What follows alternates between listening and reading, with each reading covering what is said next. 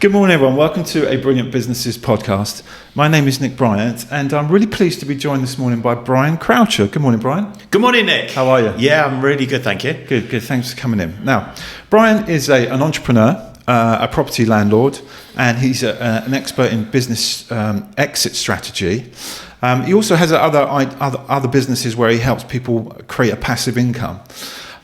But when you started your business life, Brian, you started off as an oil geologist, was that right? Yeah, I did a degree in geology at Bristol. Okay. And then I went into the area of oil exploration geologist. So Right. I started my career started in Dallas in Texas, where I did my training, then Wow. Gulf of Mexico, and then quite a few other places over the world, including the Ivory Coast and Sicily, and then I transferred to the North Sea to a production oil field. Was that like on an oil rig, was it? Yeah, the exploration was offshore, so it was they were on drill ships, and then when I transferred to the North Sea, that was a production platform, so it was actually bolted to the sea floor. Right. Yeah, it was good fun. Yeah. Lots and lots of stories there for another day, but that's how I started my life. Is it? Working Yeah. all around the world looking for oil, and the last thing you want to do when you're looking for oil is find oil. Is it? It's messy stuff and it's horrible, and you get all the sort of managers and the directors coming out. It's quite a high pressure.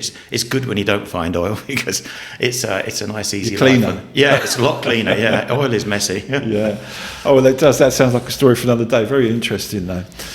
Let's get into the business exit strategy sort of side of things that you work with, which was a telecoms business, wasn't it? Yeah, that's right. Yeah. Tell us some bit. It'd be interesting for you to tell us how other business owners can maybe plan for a business strategy themselves. Okay. Exit strategies. Right? I'll tell you my story. I'll go back a few years. I was suited and booted in the corporate world, and I worked for a company called National Power, which was a generator set up when the electricity board was deregulated. So it was ourselves and Power Gen were the main generators. So I was based in Swindon, Right. and my team built the trading system by which National Power sold its electricity into the market. So I knew that quite well. But I had a dream, and down the road from where we lived in Wiltshire, there was a really, really good school, beautiful school, secondary school, and I wanted my kids to go there. Yeah. But I knew that if I stayed in corporate life, even though it was well paid, I had a company car, I was never ever going to be able to get my 4 children through that school. So at the end of the project, they offered the team voluntary redundancy, and I thought, okay, I'm going to take it. Yeah. Because I'm never going to get where I want to staying in corporate life. So Sure. I took it, and I thought, I had a year's salary tax-free. I thought, okay, what am I going to do now? Yeah. And I thought, well, I do know a little bit about the electricity market, so I'll be a gamekeeper come poacher. So I set up myself as an electricity consultant, and I help businesses save money on their electricity by taking them off the regional supply and putting them onto a fixed term contract. Right. So they saved about a quarter, so they were very happy. Yeah, And it went extremely well. Yeah. And one of my customers was a great name, Ernie Farley. And he was based in Balham in South London. And I'd saved him quite a lot of money, or his company quite a lot of money on their electricity costs.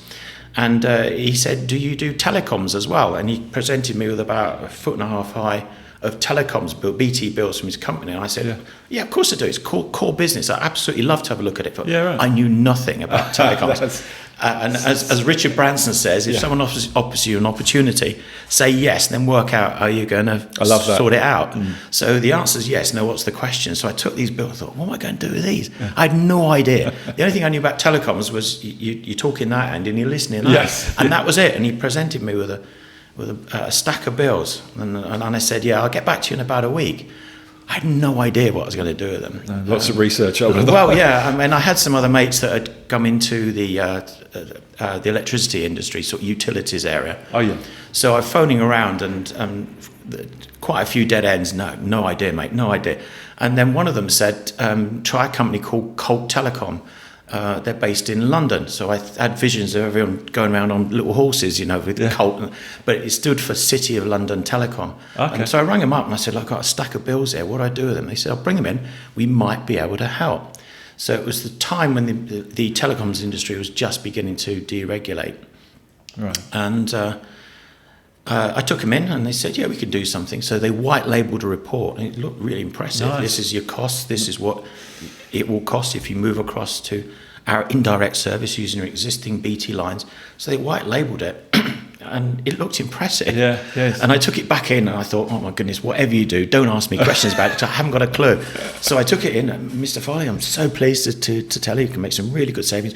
If you just authorise it here, I'll take it away and get it sorted. Okay. And I changed the subject straight away back to electricity, which was my home. And that was it. That was the start of my telecoms. Pure, because I said yes. Yeah, it's grabbing an opportunity, isn't it, like that? And being bold to do it. Well, yeah, I mean, they say that everyone has opportunities in their life. Everyone has 7 I don't know where the number 7 comes from, but they say I have 7 opportunities, and it's what you do with those opportunities. Yeah. And my philosophy is like Richard Branson: say yes, then try and work out what you're going to do. Yeah, But don't turn it down. Don't, I'm not sure. No. Yeah, absolutely, I can do that. Yeah. And then work out how you're going to do it. So that was the start of my telecoms business. Right. And that grew and grew and grew. And it was the time when companies were accessing the internet using dial-up. Remember those days? Yes, yeah, plug it in. Plug it in, and remember those ones? And so customers were dialing in at about 8:30 in the morning into the internet and logging off at 5:30. Yeah. And if they stayed with BT, they were being charged about 8p a minute. Yeah. And I was by then a BT wholesaler, so I was buying from BT at 4p a minute and selling it back at 6p a minute. So customers are saving 2p a minute, and I was making 2p a minute. Yeah. Doesn't sound a lot, but we work it out. 2p a minute, and they're dialing in to the internet at 8:30, coming off at 5:30 p.m. And I was making 2p a minute. And at the peak, I had 140 of those lines just with little dialer box in, making quite a substantial amount of money. This is the passive income that you were talking about, isn't it? And that's the start. That's when I got used to thinking, my goodness, you work once, you have to get the customer, you have to do the marketing, you have to go in and get the order and put the boxes in. Yeah. And that was it. You work once and you get paid over and over and over and over again. And the money kept coming in, month after month, year after year. It was happy days. And one of my friends who, a name called Bob, who used to have a company called Dial Associates, and we would just meet up for lunch and chew the cud, a pint, typically. Yeah. And he says, I think it's time to start thinking about selling the business. And what? Why would I want to do that? It's going so well. It's going so well. And, we've got a Life O'Reilly here. It's passive income coming in. Yeah. The worst happens is one of the line stops billing. You just go in and change the box. That's it. But the rest of the time, it's passive income. And I love the lifestyle. I said, why on earth? He said, it won't last forever. Yeah, right. He was right. And he got me thinking. I thought, actually, So this was prevention rather than cure, because by the time whatever was going to happen had happened, it would have been too late. Yeah. So I did. I started thinking about an exit, how to do it. And what we actually did, so I taught the technical and then explained it. We set up an SPV, which is a special purpose vehicle. Right. So I had one limited company, and then I set up another limited company, which was my special purpose vehicle, SPV, which I was going to sell. And I took the majority of the customers from one and put them into the other one. Right. So this was a very clean company, just had businesses in it, whereas the other company had things like the office lease, the staff costs, the mobile phones, all the expenses. So when the time came, I was going to sell that company, the clean company, and just dissolved or just wind down the existing company. Yeah, right. So I did. I set it up, did exactly what Bob suggested I do, and he did exactly the same. Yeah. And life was great for another 3 years, and then the business world changed when ADSL lines were coming in. ADSL was the forerunner to broadband. So broadband was coming in and customers were going on those and not needing my dial-up internet access where I was making 2p a minute. So the business peaked and then when it got to the top, we just said, I think it's time to go now. Yeah. But because I got the company already, I had 3 years of track record, for audited accounts, it was easy to sell it. It was clean. It was sold within 4 months, and completion took another 2 months. So within 6 months, all because I got it ready. So if you're thinking about exiting, even if you don't want to, just have an exit plan in place, just in case anything happens. Yeah. So even though that the industry was changing at that point, you were still able to sell it, so obviously people could buy it and then take it to another level. Yeah, the the person that bought it was into selling telephone switchboards and the ADSL lines, the broadband lines. So he bought the customer base and moved them across from dial-up into next access to the next level, and he put the broadband line. And he's still got the company. It's still billing now. I checked up on it on company's house. It's still there. So he took. I was not interested in that. It was far too technical for me. I'm an entrepreneur. I like starting things up, getting them going, and then if someone wants to take to the next level, fantastic. But that's not me. Okay. Right. Yeah. No. And I did. So he was happy. They were happy. I'm happy. I had my money.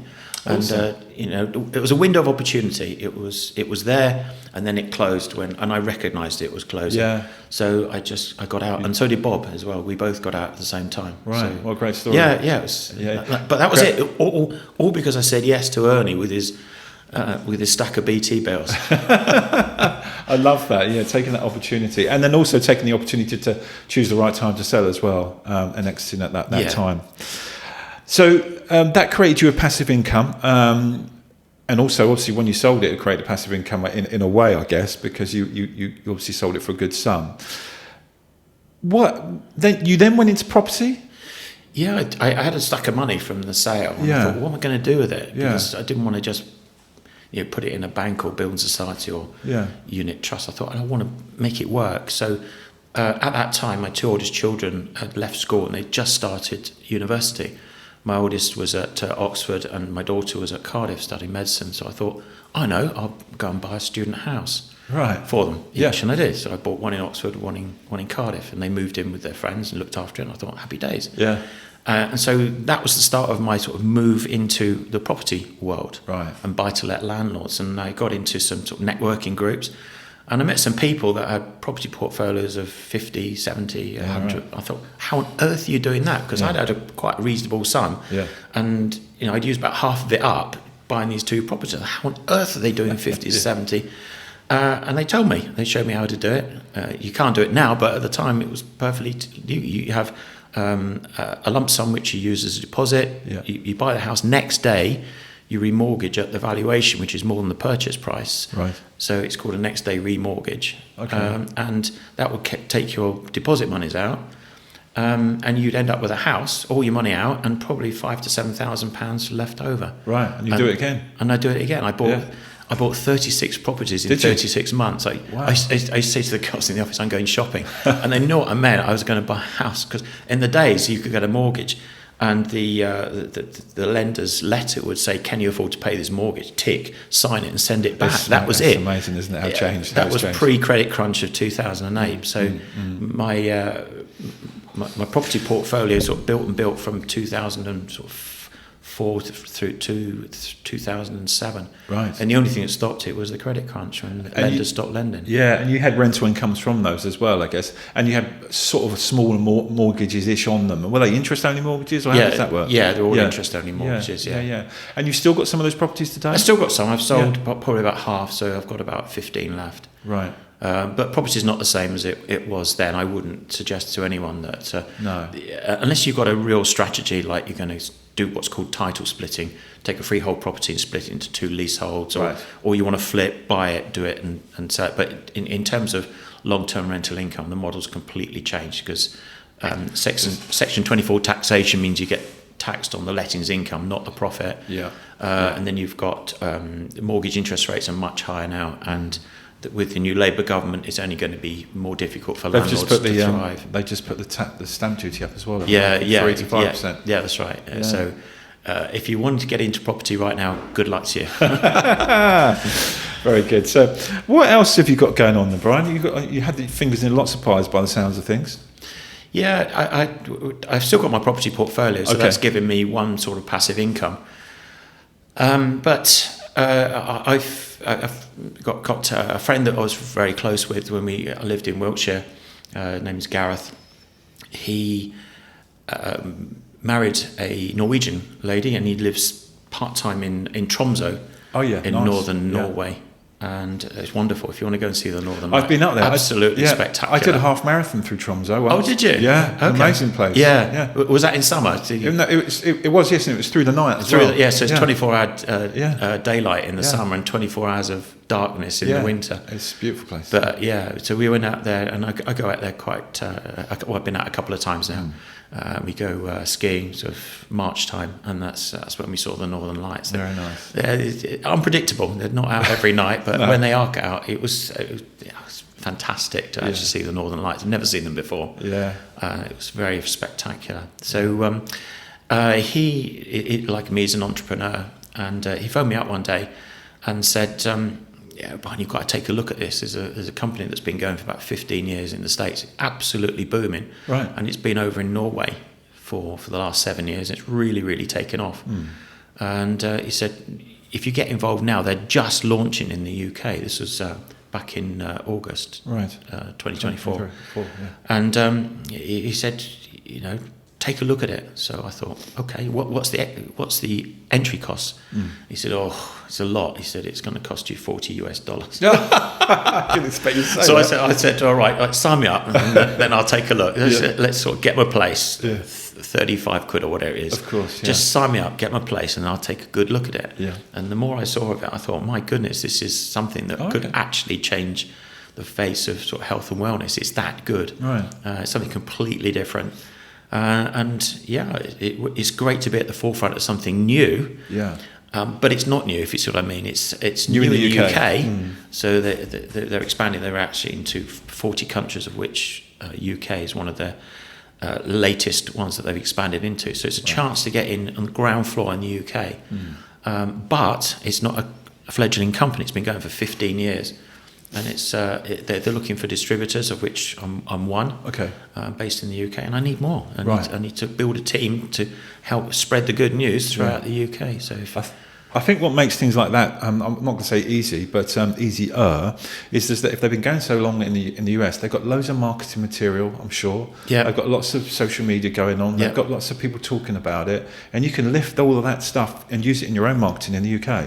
Yeah, well, they encourage us to use the existing stuff that's done, and there's a site that's got 152 testimonials from people that have used the products, and it's changed their life. Right. Okay. Absolutely. I mean, it doesn't cure anything itself. What it does is helps your body, your immune system, and other systems actually react to whatever's coming its way. Right. It makes you stronger. Sort of just a quick sort of explanation on it is we've all got our own immune systems, and they peak at the age of puberty, sort of around 12 years old, and every decade we lose 10% of that ability to create what was called redox signaling molecules. That's the thing that goes through our body and helps fight off whatever is attacking it, be it a virus or a dog bite or whatever. Right. So that's why doctors for GP surgeries are full of elderly people, because their immune system just doesn't work in the same way.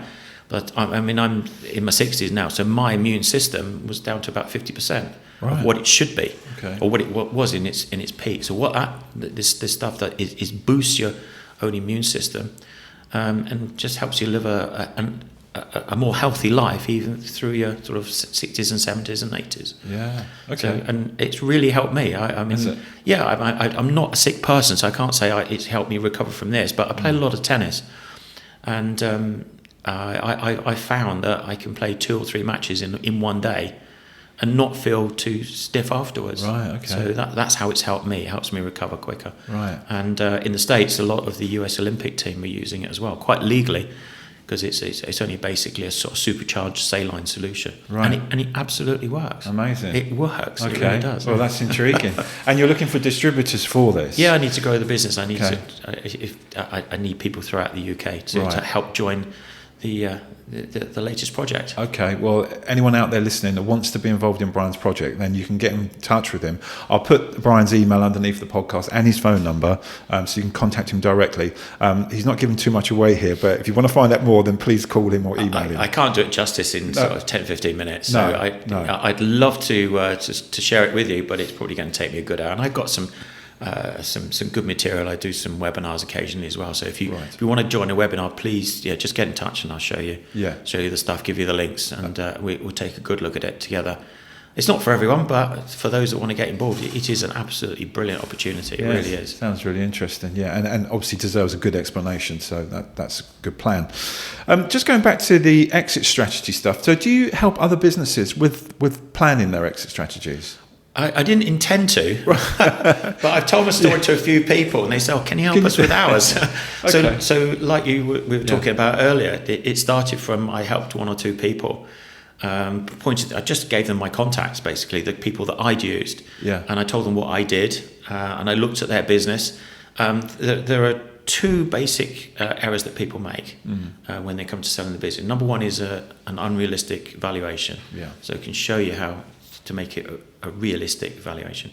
And secondly, the owner is quite often too highly involved in the business, not working on the business. So that's what needs to change. Okay. So to make it it's like when you're selling a house. Think of it like that. Would you let someone in with your house in a sort of everyday situation? The dish is not done, bed's not made. Makes perfect sense. You've got the dogs coming in and the kids and all that. Would you let someone in the house like that, or would you make it really look good? And that's what we do. And that's what I do. I help businesses go through the system, handhold them. Sometimes it only takes a year. Sometimes they're not ready to do it. So like me, I had no intention of selling it, but you never know when things can change. I'll give you two stories. One's a sad one. One's a good one. Right. The good and the bad. The good and the bad. A good friend of mine. I also do a little bit of driving instructor training just as well, another source of income. So a friend of mine owned a driving school, and he had about 10 people working for him. And he was becoming a bit forgetful with his clients, forgetful who's paid him, and he would ring up and say, "Can you help with this test?" You just told me that about 20 minutes ago. Oh, did I? Anyway, he went, and unfortunately, he's only in his early 50s, and he was diagnosed with dementia. And he lost his driving license. And through that, he lost his business because he only had one source of income from the driving school. That was it. He had nothing else, and he had to sell his home and go back to the north of the UK, where housing prices are cheaper, because he had no backup plan. He had no plan B. He had no multiple. So it was all his eggs were in one basket. So that's a sad one. But I don't want to dwell on that one too. I'll give you a happier one. Is actually my son. Okay. And he lives in Australia. Right. And he was working for the regional government, for the state government, and really didn't enjoy his job at all. It was just going into work, doing his bit and coming home. It was not giving him any satisfaction. But it was paying the wage and everything. But he actually built up a business through his wife in property staging, getting houses ready to sell. And his wife done a brilliant job on that. But he created a role for himself in that. And then the government offered the team, anyone, voluntary redundancy, and he thought, happy days. So he walked away with a check and straight into his plan B, which became his plan A, all because he got it he started thinking about it, got it set up, and had the multiple streams of income, just walked from one to the other. But he had it, he was prepared, like a good Boy Scout, he was prepared, he had it there. And when the opportunity came, everyone gets opportunities. When his opportunity came, he jumped at it. He was ready. And he was ready. And he left with a nice lump sum straight into something which is far more challenging, far more invigorating for him. And he goes to work now with a spring in his step, as opposed to thinking, I've got another day in the office. It's Stephen Covey mentions that, doesn't he, in his 7 Habits in his book. Always plan for the end game or something like that. The first law is begin with the end in mind. That's it. So going back to businesses, when the time to think about an exit strategy is when you set the company up. Set it up from day one, so that if anything changes, like in my own case, the technology changed. In my friend with the driving school, his health changed. Or maybe it's just you just have a change of heart that I don't want to do this anymore. If you've got it set up, all you got to do is press the button, as opposed to thinking, now what do I do? Who do I contact? Yeah. You've got it all set up. You've got your power team around you. You've got your business selling agents. You've got your solicitors. It's already perhaps been sort of on the warm market, Yeah. unofficially. Yeah. If you're interested, this might be coming along. And that's what you need to do. Set it up from day one. It's like an insurance policy. You set it up, put it on the shelf, and it's there if you want it. Yeah. And it Yeah. also makes you think as well, because you need to get things like all your contracts done. You can't just let them expire and go onto a rolling contract. It forces you into really good habits. I guess it forces you into systemizing your business, doesn't it? Exactly. Which some people don't do. But if you're going to have that plan in your head, then you've got to do that. Yeah. And then everything works better anyway. Yeah. So it's a win-win, isn't it? Absolutely. Yeah. Hit the nail on the head there. Yeah. Every business should have an exit strategy. And they may never invoke it. They might just want to continue the business and pass it down to their son or daughter. That's absolutely fine. Yeah. But have an exit strategy just in case. Yes, love it. Excellent.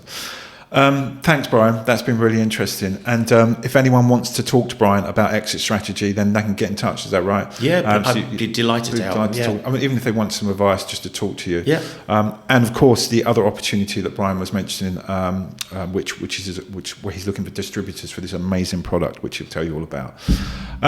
Thanks again, Brian. Thanks for coming in. You're very welcome. And, I've loved the experience. It's been great. Nice one. Good. And I'm sure we'll do it again soon. So thank you all, and we'll see you all for another podcast soon. Thank you.